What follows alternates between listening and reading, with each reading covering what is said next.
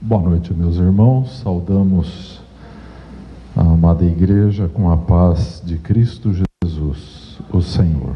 Amém? Glória a Deus. Nós estamos celebrando esse mês de julho, o mês da família. Então, durante todo esse mês, nós vamos estar ensinando, ministrando temas relacionados à família cristã. E nessa noite de ceia não será diferente. Nós vamos tocar nesse assunto. Na próxima quinta nós temos um dia de oração e de jejum e vamos estar focalizando especificamente as famílias. E como de costume, nos reuniremos aqui para entregarmos o jejum e termos um período de oração juntos. Amém? Quantos aqui creem que a família precisa de oração? Você que disse amém, ao terminarmos esta mensagem, você vai dizer um amém muito mais forte, muito mais enfático. Nós queremos refletir nesta noite sobre a guerra que está sendo travada pelas gerações. Todos aqui, indistintamente da faixa etária, todos fazem parte de uma geração. E há uma batalha espiritual por cada geração, de todas elas que passaram pela face da terra. E esse é o nosso enfoque nesta noite. Então eu creio que é uma mensagem importante nesse contexto geracional em que nós vivemos. Deus, evidentemente, é o Criador. As gerações existem por obra da criação divina. Deus não somente cria, mas Ele mantém as gerações. Nós vamos observar a palavra de Deus, que ela começa lá no livro de Gênesis com um casamento, Adão e Eva. E todo um drama geracional acontece a partir de Gênesis e se desenrola por toda a Bíblia até chegarmos no livro de Apocalipse. Lá no livro de Gênesis, aquele primeiro casal recebe uma comissão de Deus, uma ordem imperativa,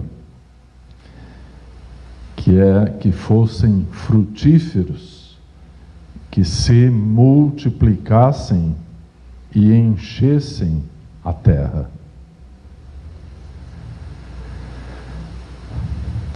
Então a família, meus irmãos, nós temos enfatizado isto, a família é a base do plano de Deus aqui na terra. De nada adiantaria nós ganharmos o mundo inteiro e perdermos a nossa família. Quando o apóstolo Paulo está dando instruções aos seus discípulos a respeito de como conduzir a igreja, como constituir líderes e presbíteros e pastores, ele apresenta um princípio que o líder da igreja deveria ter família. Ele deveria ter esposa e deveria ter E Paulo, então, dá uma boa razão para isso. E ele diz, então, como cuidará da casa de Deus, se não souber cuidar da sua própria casa. Então, a família é algo criado, estabelecido por Deus, e as estratégias de Deus partem desse ponto focal que é a família. Você que está me ouvindo, você pode testemunhar que nunca na história da civilização a família foi tão atacada, ela foi tão destruída. Esses são os dias em que vivemos. E as gerações que estão peregrinando por esta terra nesses dias estão sendo severamente atacadas pelo inimigo. Se nós olharmos a Bíblia, do capítulo 3 de Gênesis até o capítulo 20 de Apocalipse, durante todo o transcurso da história que decorre entre estes dois versículos, as gerações estão em guerra contra Satanás e todo o seu sistema de poder e de autoridade aqui na terra. E você perguntaria, mas por que sobra então somente 4 capítulos da Bíblia onde não há guerra? Gênesis 1 e 2 e Apocalipse 21 e 22. E a razão para isso é óbvia, né? Satanás entrou no capítulo 3 de Gênesis e saiu no capítulo 20. Amém? O dia que você estiver em confronto com os poderes das trevas, diga assim para o diabo: Apocalipse 20. Pode dizer para ele: eu sei que você entrou no 3º capítulo de Gênesis, mas você saiu no capítulo 20 de Apocalipse. Amém? Esse é o final da narrativa divina a respeito do nosso inimigo. Deus é soberano. Deus detém todo o controle, toda a autoridade. Eu ouvi uma vez uma frase eu creio que foi do Dr. Russell Shedd, que eu nunca esqueci. Então ele dizia assim: o diabo é um cão amarrado, mas a corda é comprida. Então, às vezes, você pensa que ele está solto, mas ele não está solto. Quantos aqui já viram aqueles cachorros bravos de fazenda que colocam um fio de arame, daquele arame liso de cerca, e um fio comprido, 100 metros de comprimento, e o cachorro fica amarrado naquele fio de arame com uma corrente. E quando você olha de longe aquele cachorro correndo, e você não sabe que existe um fio de arame ali, você pensa que o cachorro está solto, mas não está solto. Ele está amarrado. Assim é também o nosso inimigo. Mas o fato de que temos tantos problemas com ele é que, como disse o pregador, a corda é comprida. Então Deus lhe deu uma certa dose de liberdade. Então cada geração que vem a este mundo começa a ser atacada pelo inimigo. E o lar é o local onde o pecado primeiramente entrou.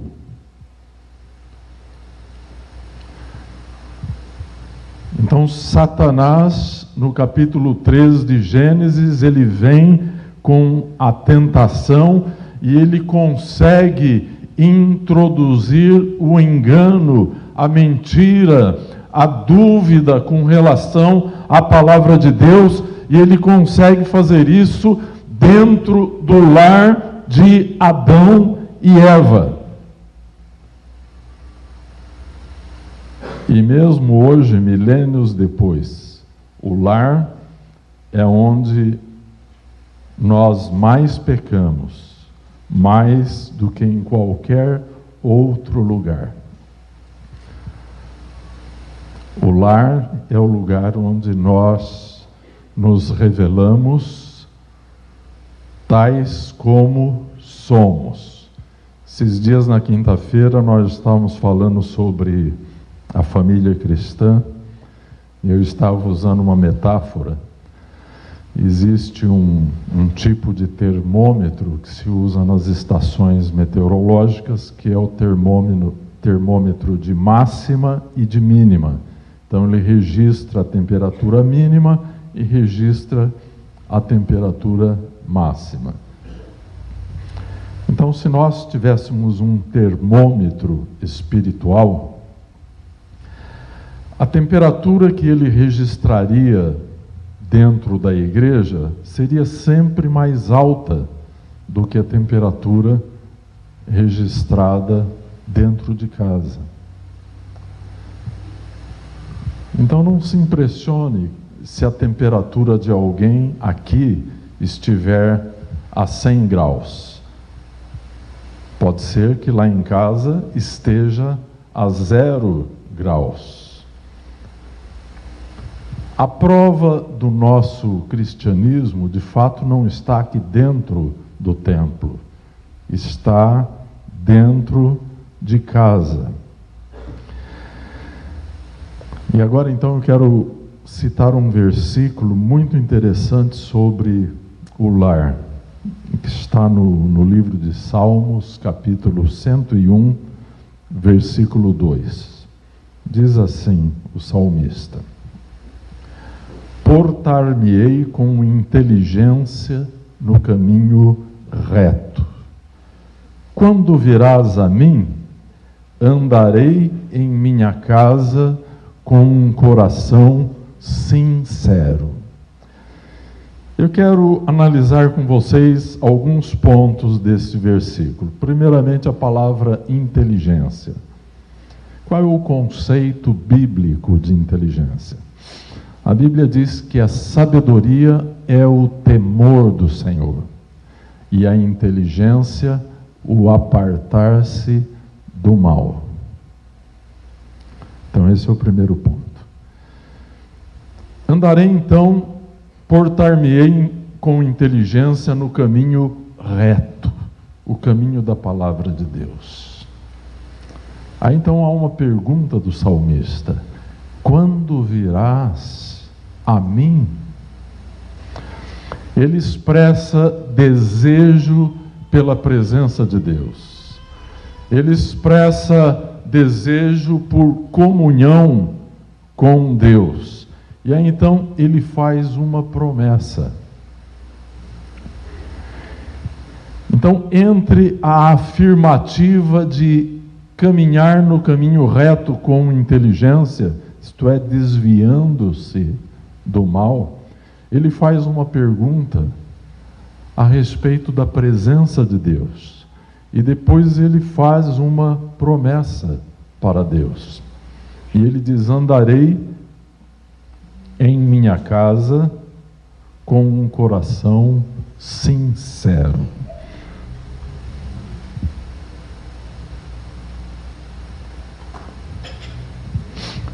Essa palavra sinceridade vem daquela expressão. Antigamente vendiam-se os vasos de barro e quem entende isso aqui mesmo é o Tucci, né, que é fabricante de vasos. Mas então, no comércio de vasos, havia um costume, as pessoas então pediam: eu quero um sem cera, porque às vezes havia um pequeno trinco no vaso e os comerciantes enceravam o vaso com tanta habilidade para esconder aquele pequeno defeito, aquela pequena brecha que havia no vaso. Então o cliente chegava e queria: eu quero um sem cera. Disso vem então a palavra sinceridade, não é? Então o salmista está dizendo que vai viver em sua casa, em seu lar, com um coração sincero, que ele não vai encobrir os seus defeitos, os seus pecados. Salomão, homem sábio, ele diz lá no livro de Provérbios que aquele que encobre as suas transgressões jamais prosperará, mas aquele que as confessa e alcançará misericórdia. Amém? Então é importante que na nossa vida doméstica o nosso coração seja sincero, que não haja nada encoberto em nossa vida. Amém? Eu vejo hoje em dia, meus irmãos, casais brigando por causa de telefone celular. Eu sei de casos de casais que foram parar na polícia por causa de um celular. Eu quero dar um conselho para você, meu irmão, minha irmã. Ande em sua casa com um coração sincero. Que a sua esposa, o seu marido, possa ter livre acesso ao teu telefone celular. O celular nos nossos dias transformou-se em um vício. Deixou de ser um instrumento de uso e passou a ser um instrumento que nos usa. Então há muitas pessoas sendo usadas pelo celular. Esses dias eu li uma frase que eu achei muito verdadeira. E diz que o celular é o cigarro do século 21. E é. Quantas vezes você recebe uma visita em sua casa e ela se assenta ali e ela fica fumando na sua presença? O celular. As pessoas não se apartam do celular. Eu considero isso uma gafe, uma falta de educação muito grande. Você deixar de dar atenção às pessoas para permanecer como se fosse ali um costume autista, focado em seu telefone celular. Mas voltando a falar no celular, o seu celular tem que ser de livre acesso para a sua esposa. E você, irmã, o seu celular tem que ser de livre acesso para o seu esposo. Andarei em minha casa com um coração sincero, nada oculto. A nossa vida tem que estar aberta dentro do nosso lar. Alguma coisa que não possa contar para os outros, então não faça. E se não puder contar para Deus, não faça, de modo nenhum. Mas fechando esse breve parêntese sobre a sinceridade, eu queria voltar ao nosso tema para dizer a você que a família é o ponto de conexão entre as gerações. Hoje em dia, a família é diferente do que foi no começo do século XX, no século XIX. Então, hoje na família você encontra duas gerações. Isto porque a família dos dias de hoje, ela é uma unidade de consumo, mas tempos antigos a família era uma unidade de produção. Então as famílias eram grandes.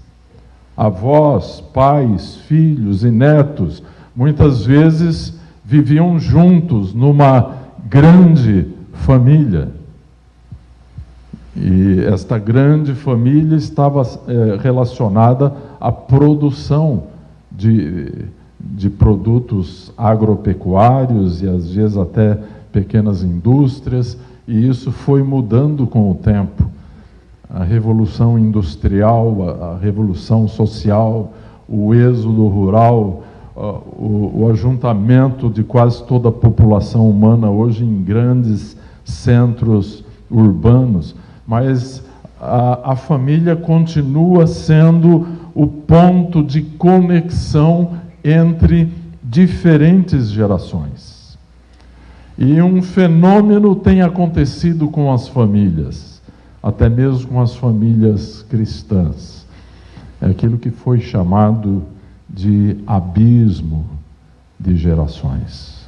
Muitas vezes você tem duas famílias vivendo debaixo de um teto, mas você tem duas gerações, eu quero dizer, debaixo de um teto, mas então há um abismo entre essas duas gerações. E esse abismo não foi criado por Deus. Deus quer que entre duas ou mais gerações de uma família não haja abismo, mas hajam pontes relacionais pelas quais a bênção de Deus possa passar como um legado divino, vai passando de uma geração para outra. Amém? O maior legado que um pai e uma mãe cristã pode passar aos seus filhos e netos é a bênção do Senhor. Amém?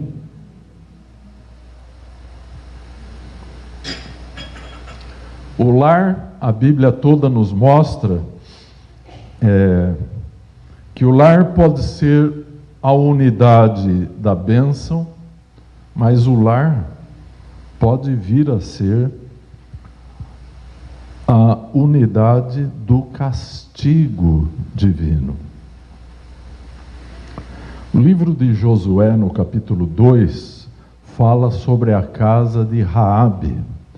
Raabe foi uma prostituta em Jericó.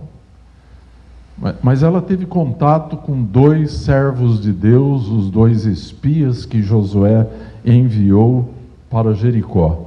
E ela creu no Deus de Israel.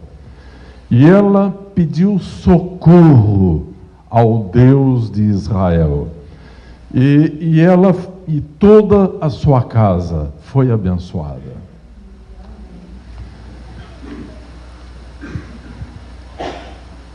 Inclusive, foi de tal maneira abençoada Raabe, que ela se casou com um daqueles espias e entrou para a genealogia messiânica.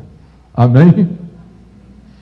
Então, na genealogia messiânica, há uma ex-prostituta que foi abençoada, ela e toda a sua casa, porque creu no Deus de Israel. 2 Samuel 6,11 fala sobre a casa de Obed-Edom.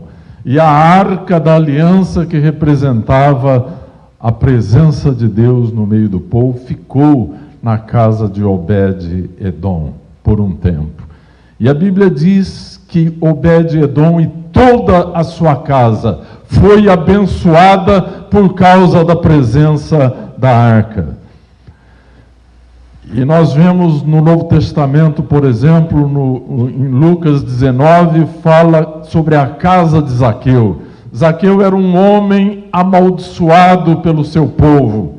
Ele era um cobrador de impostos. Os judeus odiavam os cobradores de impostos. E esse homem, então, que recebera muitas vantagens indevidas e enriquecera fraudulosamente, ele se arrependeu e ele creu em Jesus.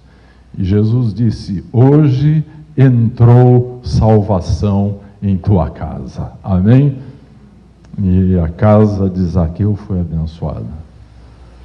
Um oficial do Império Romano chamado Cornélio, homem piedoso, mas incrédulo. Ele teve uma visão, mandou chamar Pedro, e Pedro foi até a sua casa. E Pedro mal começou a pregar o Evangelho, o poder do Espírito Santo desceu sobre Cornélio e sobre toda a sua casa. A casa de Cornélio foi abençoada.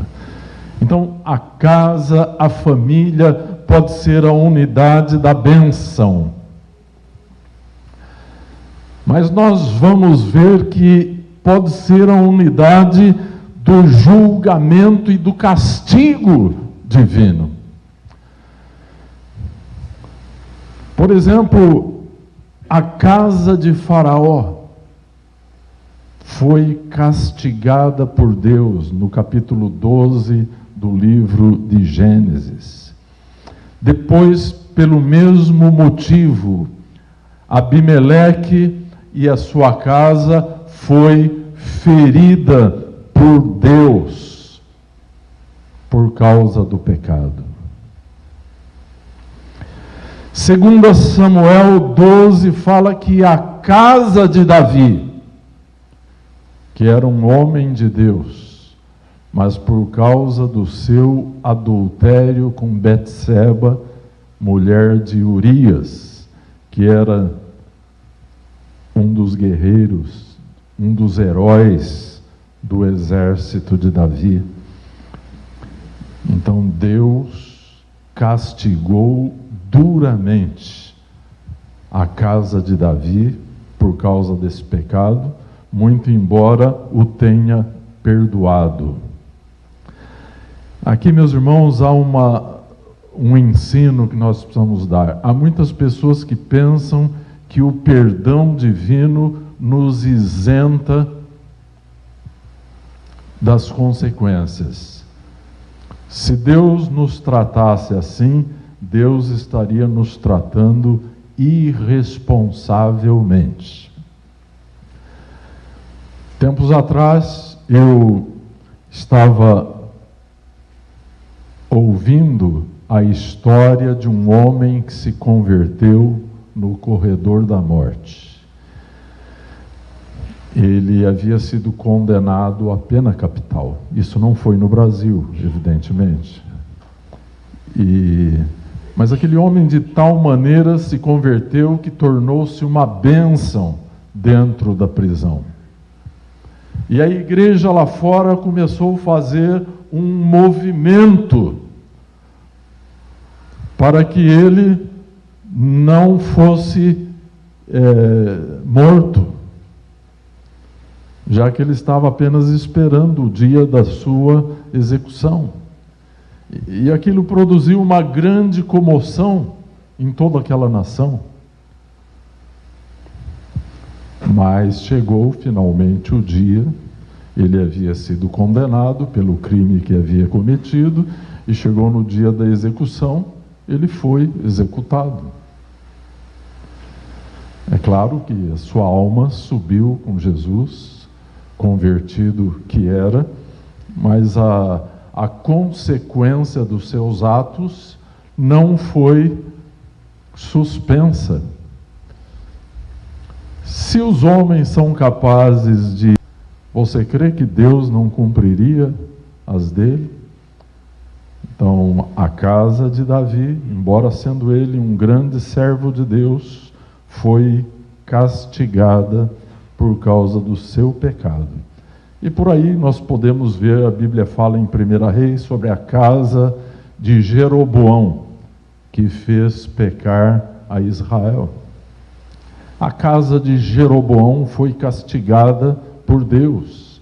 A casa do rei Acabe, pela sua impiedade, pela sua idolatria. Igualmente, Deuteronômio 11 nos fala sobre a casa de Datã e Abirão, que cometeram um grande pecado diante de Deus nos dias de Moisés, e eles também foram castigados por Deus.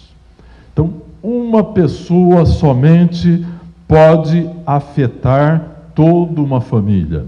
Ela pode afetar toda uma linhagem com o seu pecado. Nós temos que nos examinar, porque dentro do nosso contexto familiar, nós podemos ser um auxílio à obra de Deus, mas nós podemos ser um empecilho para Deus agir dentro da nossa família. Gostaria que você fizesse essa pergunta: Senhor, sou eu um auxílio à obra do Teu Espírito, ou sou eu um impedimento para que o Teu Espírito Santo flua dentro da minha família?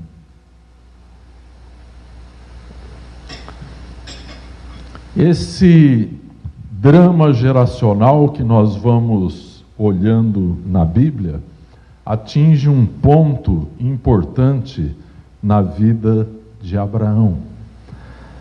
Quando Deus vem para Abraão lá em Ur da Caldeia e diz: sai da tua terra e vai peregrinar na terra para onde eu te enviarei.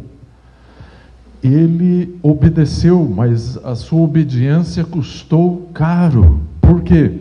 Ele teve que renunciar às bênçãos do seu clã ali no paganismo. Ele teve que renunciar aos seus deuses para andar na presença de Deus.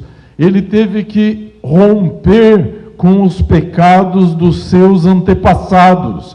E quando finalmente ele rompeu, Deus começou a falar com ele sobre a sua posteridade, sobre os seus descendentes.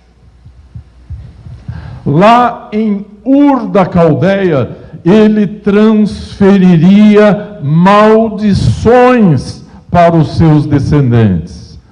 Agora ele sai de Ur e ele está peregrinando sob a direção de Deus. E Deus então começa a lhe falar sobre os seus descendentes. E Deus lhe promete uma bênção que iria beneficiar todas as famílias da terra. E esta bênção seria transmitida de geração em geração. E por causa desta bênção, eles superariam obstáculos como a fome, como os inimigos. Eles superariam conflitos familiares, eles superariam a própria esterilidade. Se nós vamos ver na linhagem messiânica, há muitas mulheres estéreis, que não podiam gerar a menos que por um milagre de Deus. Amém? Porque para Deus tudo é possível. Amém? Então, esta bênção que Deus começou a dar a Abraão, esta bênção é a esperança messiânica. Esta bênção, meus irmãos, é o Evangelho, porque a posteridade de Abraão, de quem Deus falava que abençoaria todas as famílias da terra, é Jesus Cristo. É claro que o diabo ouviu estas promessas e ouve durante todo o tempo em que o povo de Israel nutriu a esperança messiânica, houve guerra contra o inimigo. Muita guerra. E uma das características que Deus viu em Abraão, e que eu quero ler para vocês, quero colocar em destaque, em Gênesis capítulo 18, 19, porque eu tenho conhecido que ele, Abraão, há de ordenar a seus filhos e a sua casa depois dele, para que guardem o caminho do Senhor, para agirem com justiça e juízo, para que o Senhor faça vir sobre Abraão o que acerca dele tem falado. Deus está observando uma qualidade de Abraão como pai. Deus sabia que Abraão agiria desta forma, que ele ordenaria bem a sua casa e a sua posteridade para que servissem ao Senhor. Enfim, esse drama geracional, essa grande guerra espiritual vai se desenvolvendo por todo os livros do Antigo Testamento. E esta luta geracional tem altos e baixos. No período dos reis teve grandes altos e baixos. Por exemplo, Josafá, o rei Josafá, foi um grande homem de Deus. Um homem que, quando cercado pelos inimigos, olhou para Deus, ousou crer em Deus, contra todas as evidências, ousou adorar a Deus, e Deus destruiu a força dos seus inimigos, antes que ele levantasse uma arma contra os seus inimigos. Josafá foi um grande homem de Deus, mas foi um péssimo pai. É assim que depois da morte de Josafá, Jeorão, seu filho primogênito, assassinou todos os seus irmãos para ficar sozinho no trono. Josafá foi um grande rei, um grande estadista, mas não teve a qualidade que Abraão teve, de abençoar a geração dos seus filhos. Provavelmente Josafá esteve muito ocupado com os assuntos do reino. Provavelmente os seus filhos e Jeorão, seu primogênito, talvez tenham sido criados por tutores, por tutoras.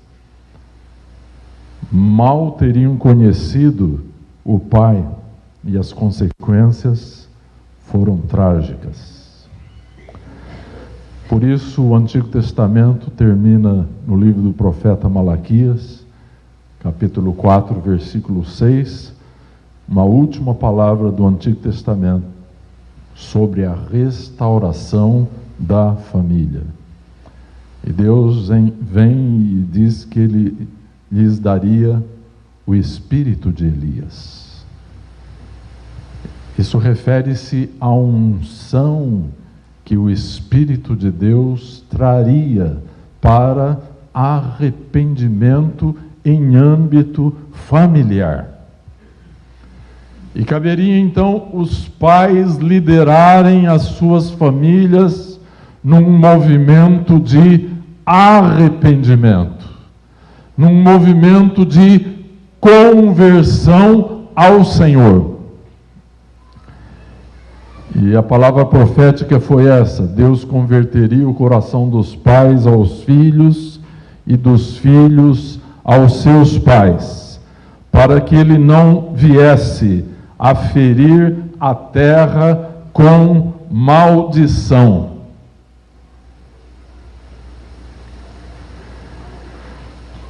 Então, os olhos do Senhor estão postos sobre as gerações, conectá-las através do princípio da bênção. E Satanás quer fragmentá-las. Satanás quer criar abismos geracionais usando o princípio da maldição. Prezados irmãos, e mais especialmente aos irmãos que são pais, todos somos responsáveis pela próxima geração. Responsáveis. Ser homem é simplesmente ser responsável. Um homem irresponsável é apenas um menino em um corpo de homem. Meninos ferem os filhos. Meninos ferem as esposas. Meninos transferem a responsabilidade. Meninos nunca assumem a responsabilidade. E nós somos responsáveis pela próxima geração. A única coisa de valor eterno que nós vamos deixar aqui nesta terra, você sabe o que é? É a próxima geração. Então não fique tão preocupado em deixar bens materiais. A coisa mais importante que você tem que transferir para a geração dos seus filhos é o princípio da bênção. Não é dinheiro, não é propriedades. É o princípio da bênção que você é responsável diante de Deus para transferir para os seus filhos. Uma outra coisa interessante que nós observamos quando estudamos o drama geracional em toda a Bíblia e olhamos para os nossos dias e vemos a mesma coisa, mas é que uma geração serve de cobertura e de proteção para a geração seguinte.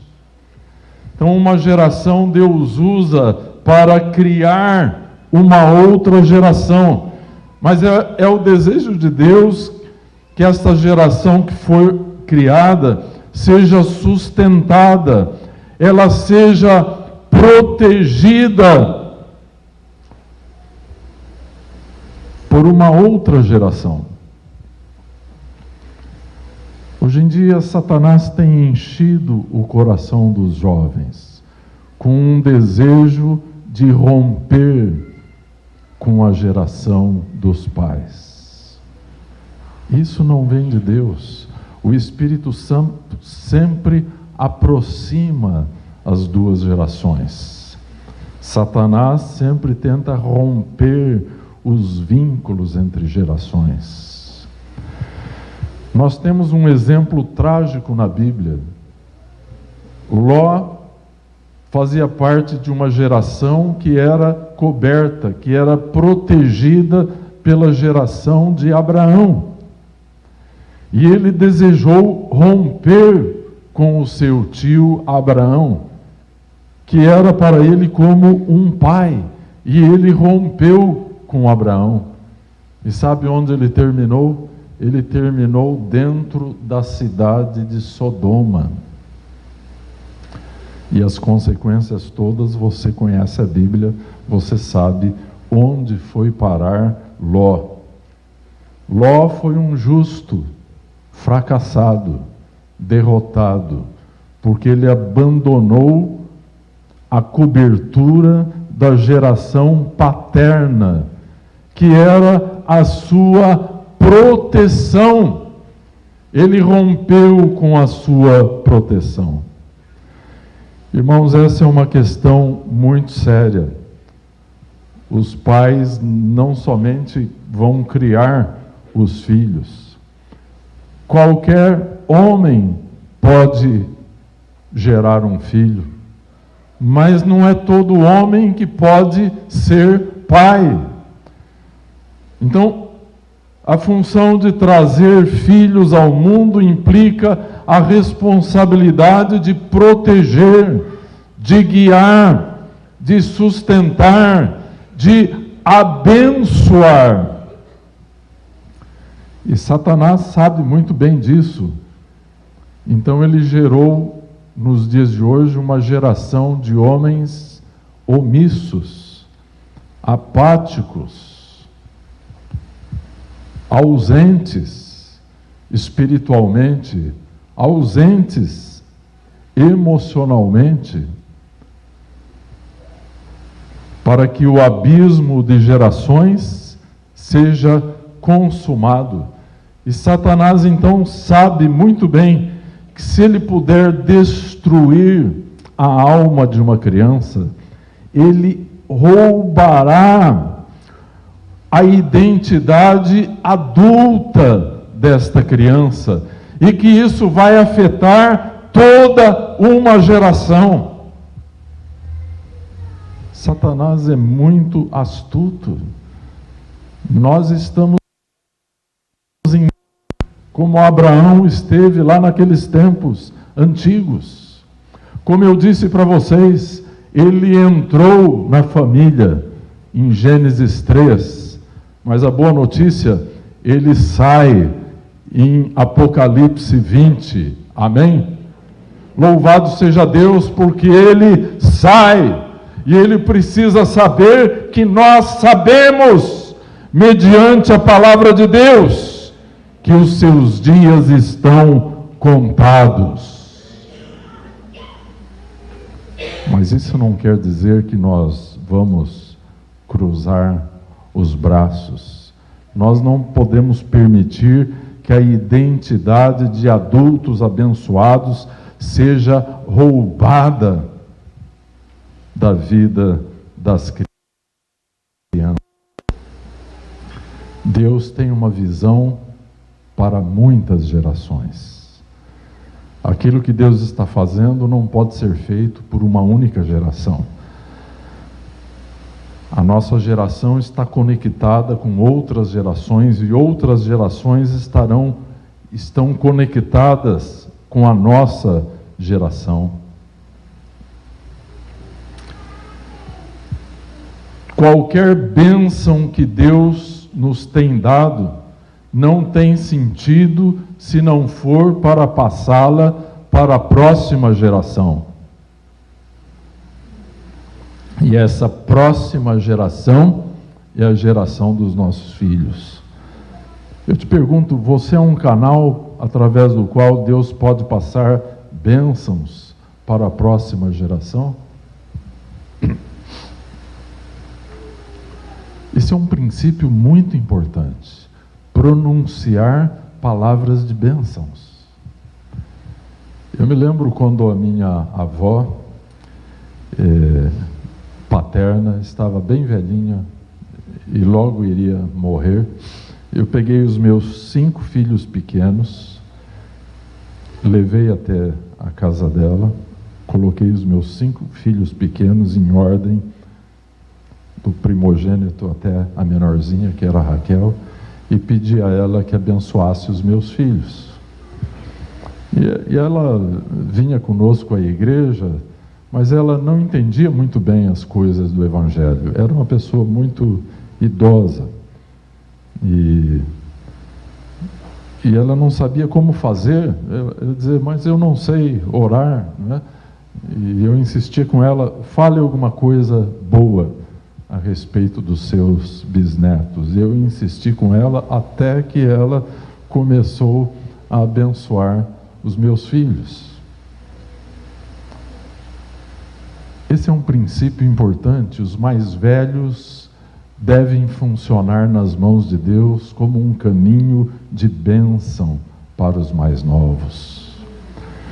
Vocês não sabem avaliar a importância de uma pessoa idosa na família. Normalmente, o que fazem as gerações mais jovens? Desprezam os mais idosos. Nós temos que reverter isso, meus irmãos. Nós temos que lançar pontes em cima do abismo de gerações. Porque bênçãos são transferidas relacionalmente de uma geração para outra.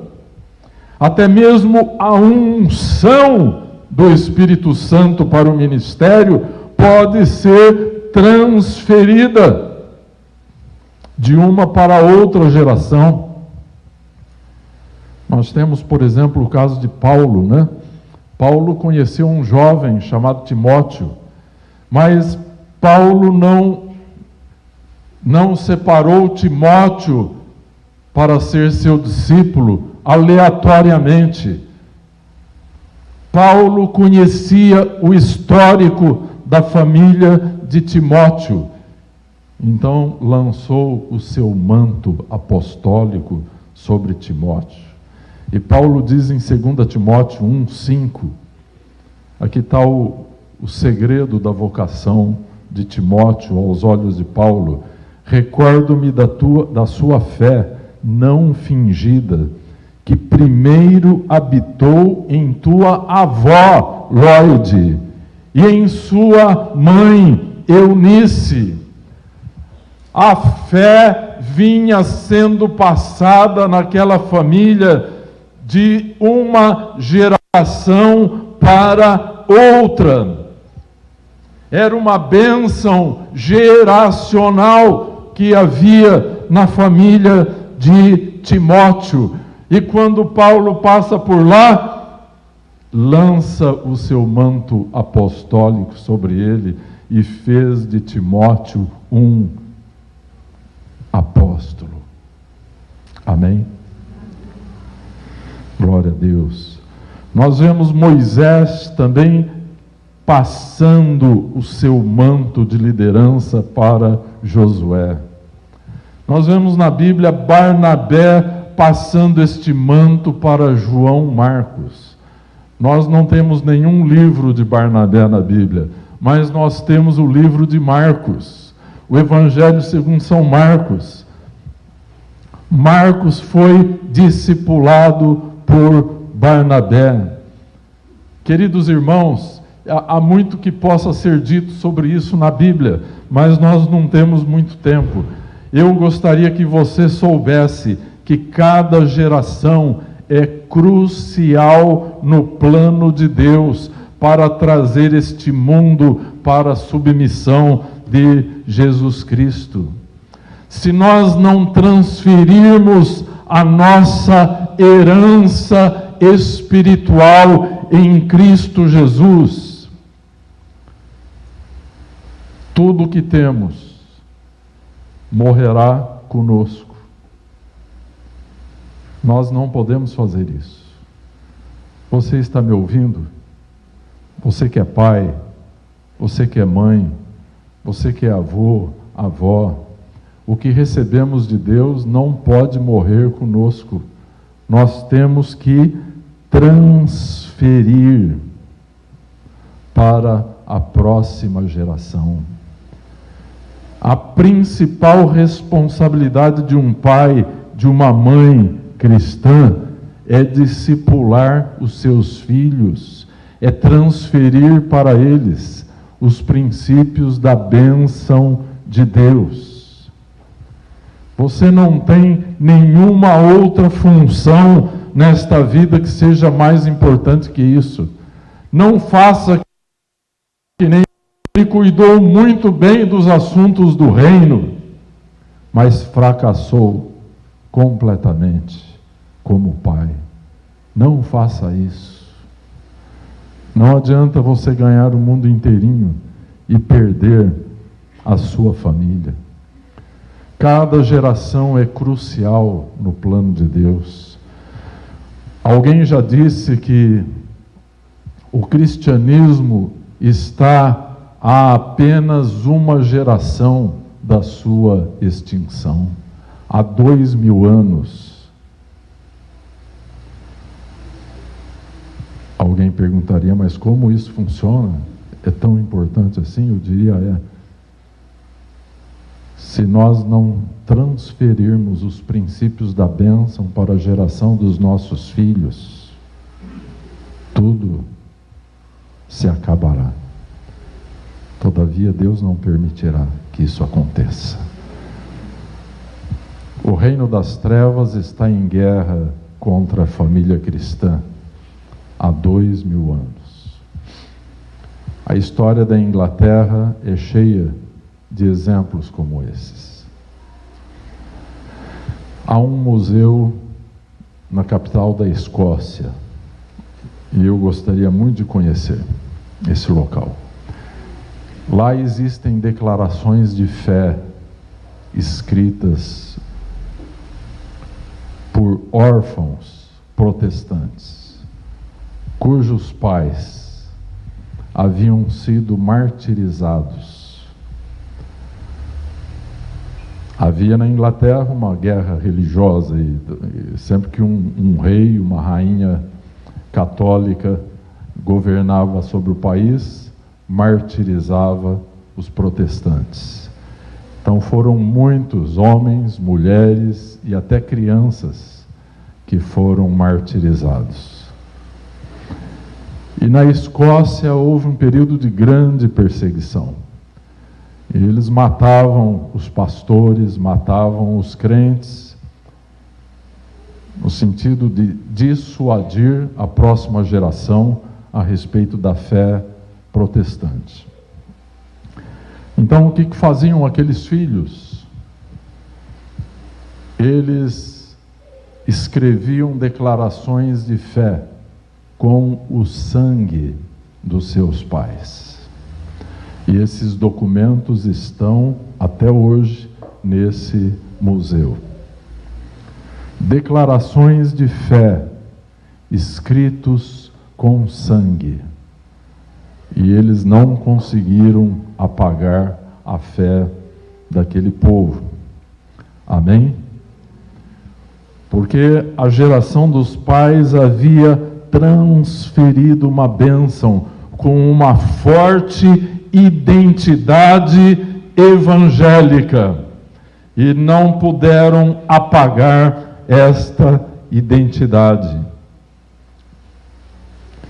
Meus irmãos, esta herança espiritual, ela pode ser dada, mas ela pode ser também tirada de uma geração.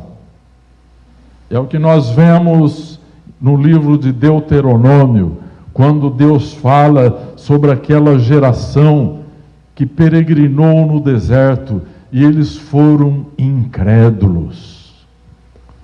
E Deus diz: nenhum dos homens desta maligna geração verá a boa terra que jurei a vossos pais. Uma geração inteirinha, meus irmãos, que pereceu no deserto, exceto 2 homens que creram, Josué e Calebe. Esses 2 entraram na terra de Canaã. Aos outros foi tirada a herança espiritual, porque não creram na palavra de Deus. Queridos irmãos, nós nascemos nesta geração por um plano e propósito de Deus. Deus planejou. Deus conhece a sua história desde antes da criação. Deus sonhou você. Deus planejou você. E então nós viemos a este mundo para a nossa geração. Aqui nós temos um serviço, nós temos uma responsabilidade. E tão logo, Deus tem outros desafios para nós em outros lugares. Amém? Em sua presença.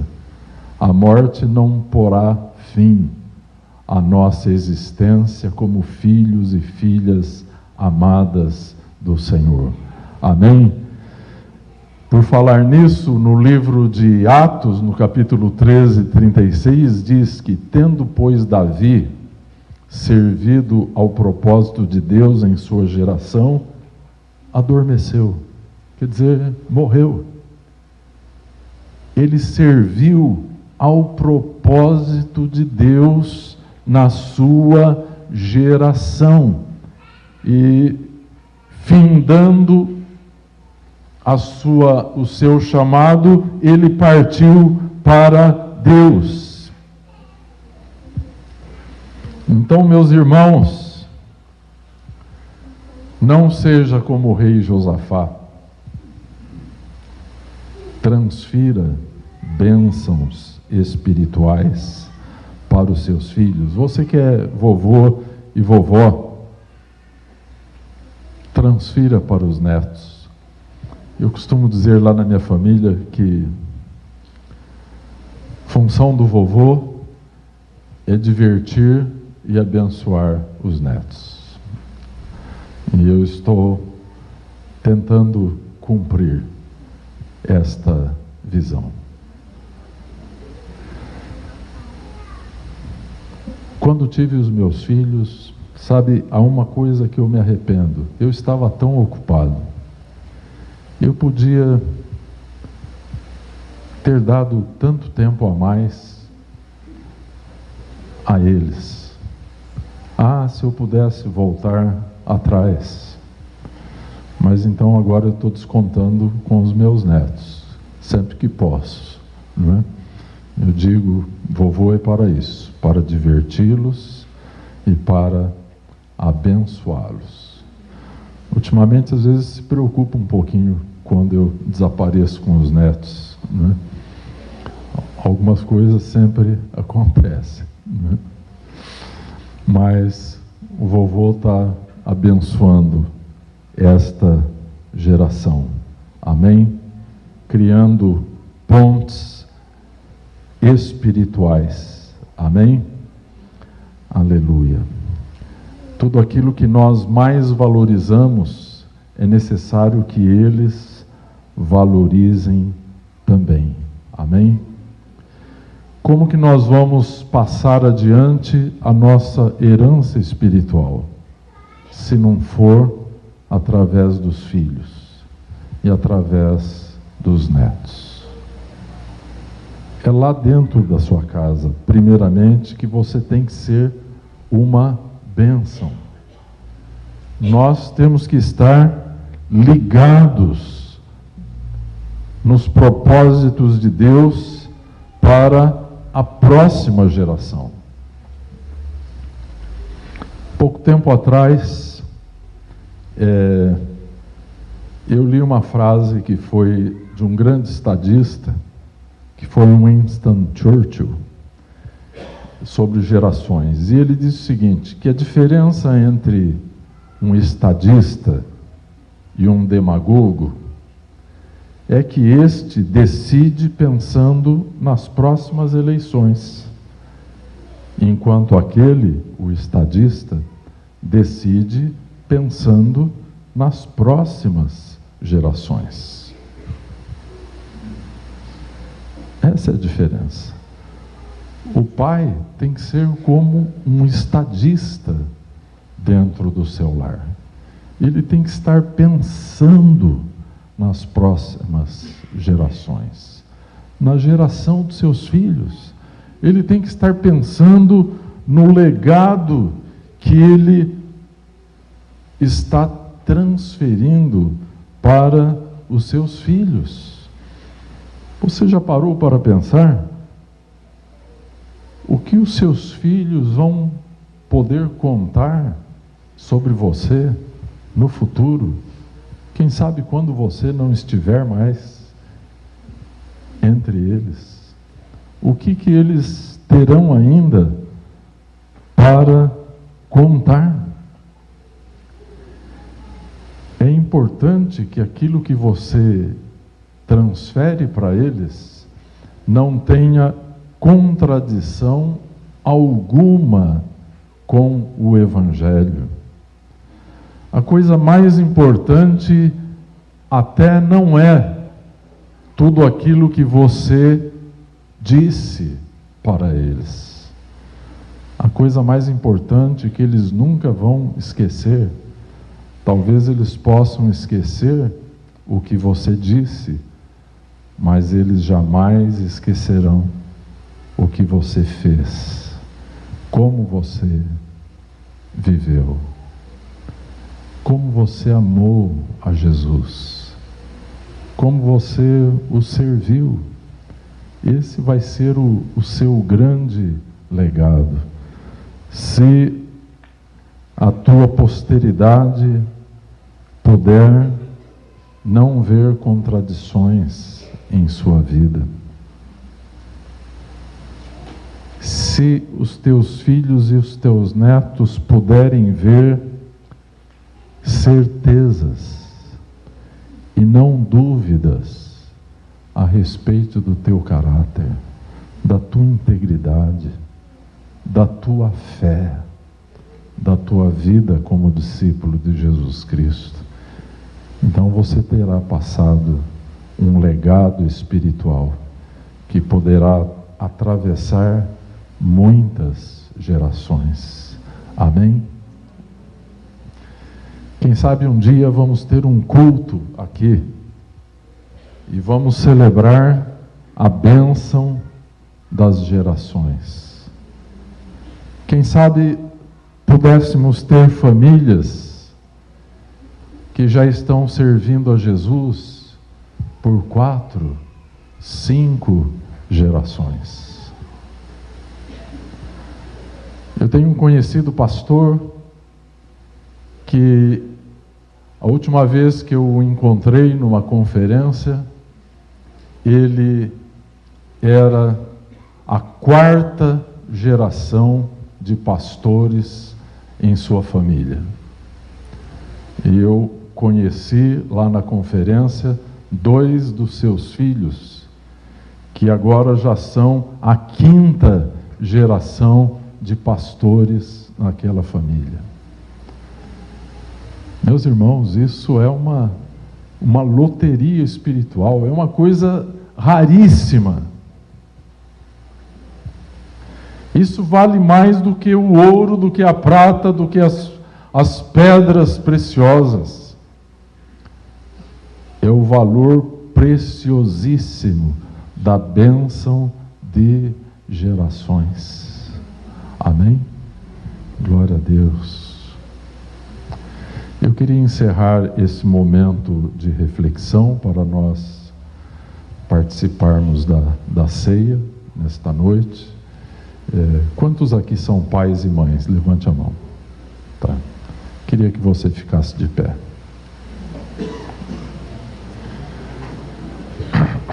Você que está de pé, está ciente de sua responsabilidade?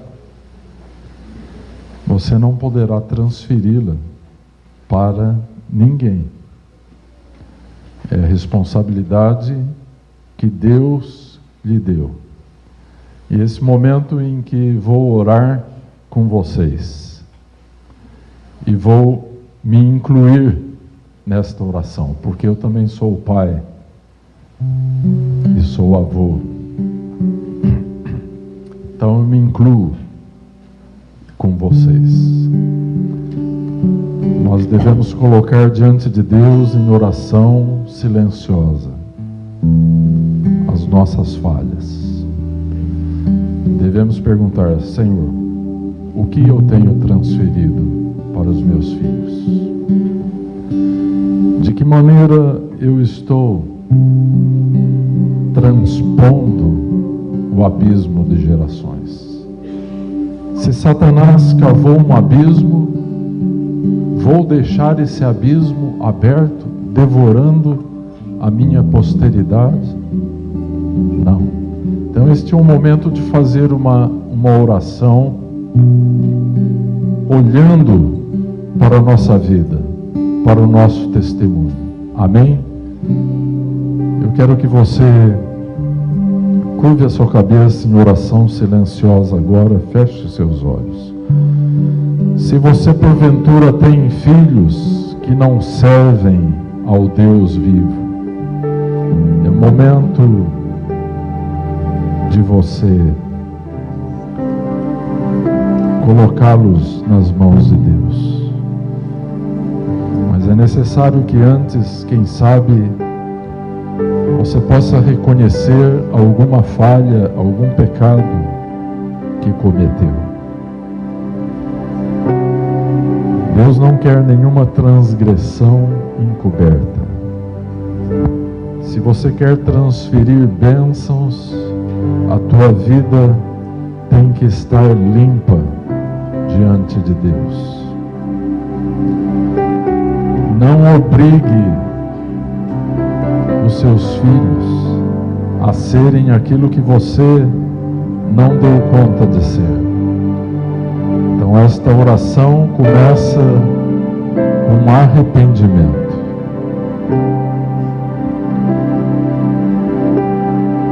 Nós estamos desfrutando hoje, devemos desfrutar a bênção que Deus deu um dia a Abraão, dizendo que todas as famílias da terra seriam beneficiadas por aquela bênção.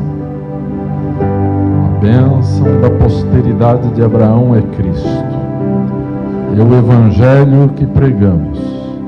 É a esperança que temos de vitória contra o pecado, de vitória contra a morte, de vitória contra o diabo, de vitória contra o mundo. Aleluia.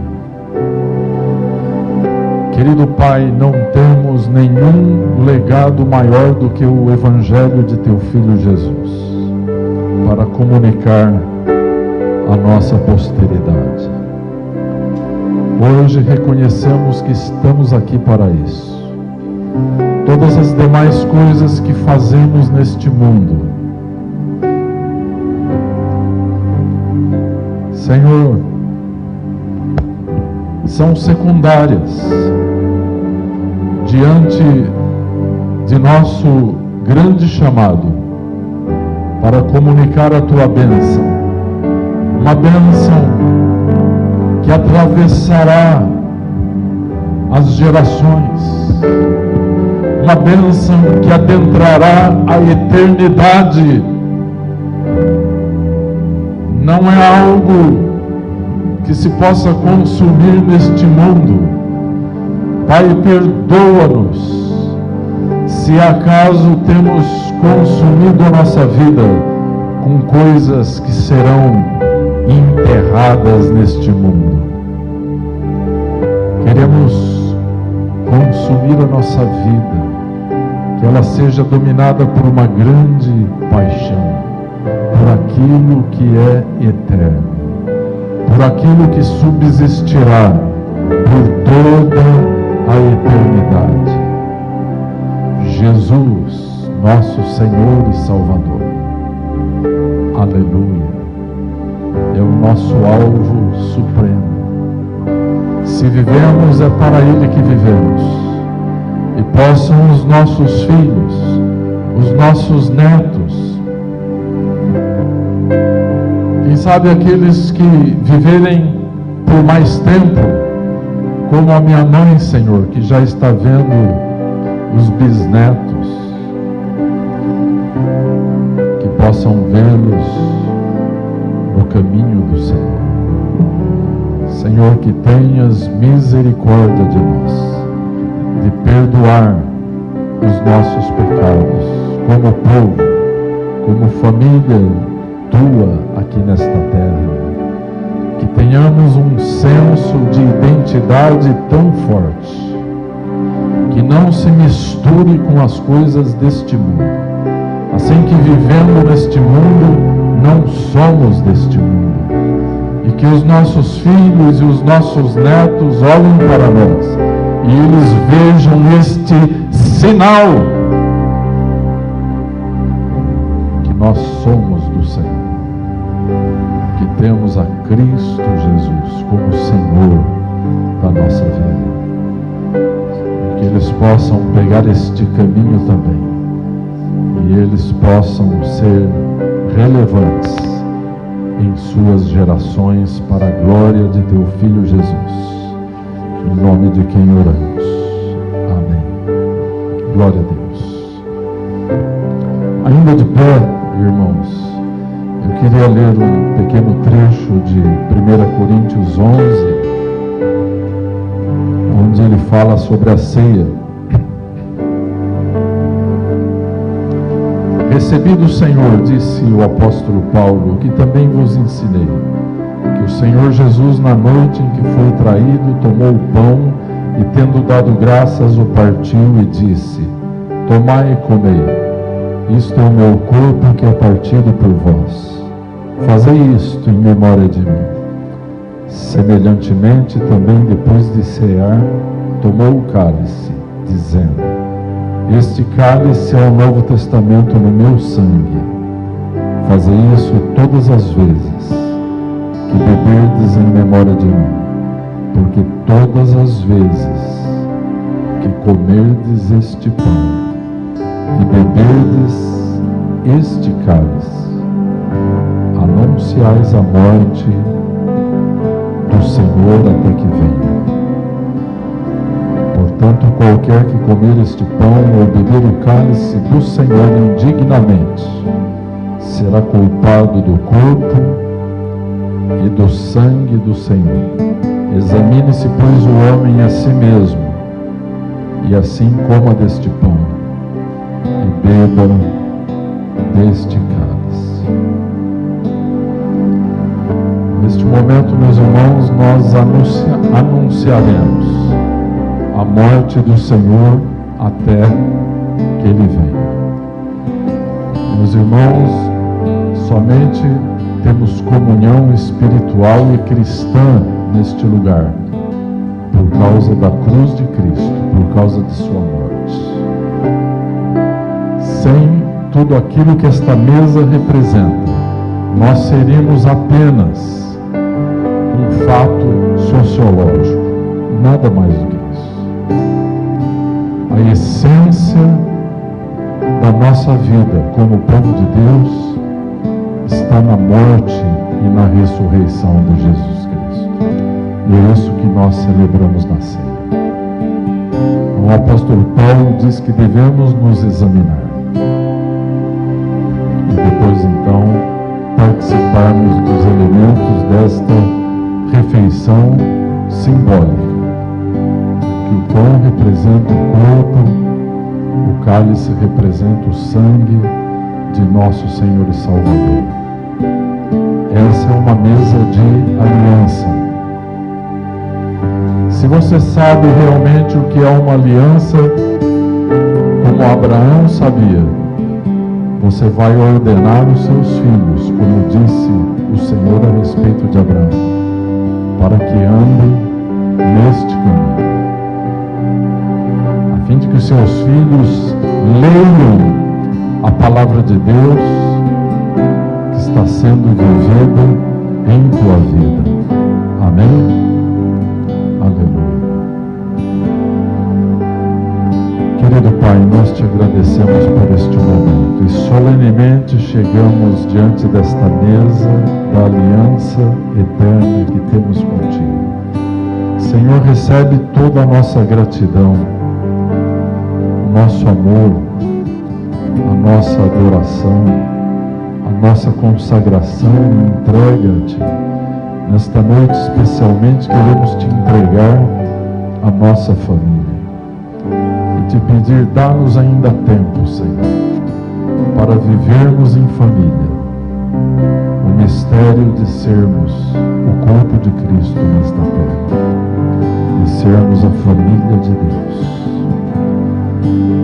Senhor, partimos este pão, sinal de nossa gratidão e louvor a Ti, pelo corpo de Cristo, a Tua amada igreja, em que nos tornamos por obra e graça de Teu Espírito Santo.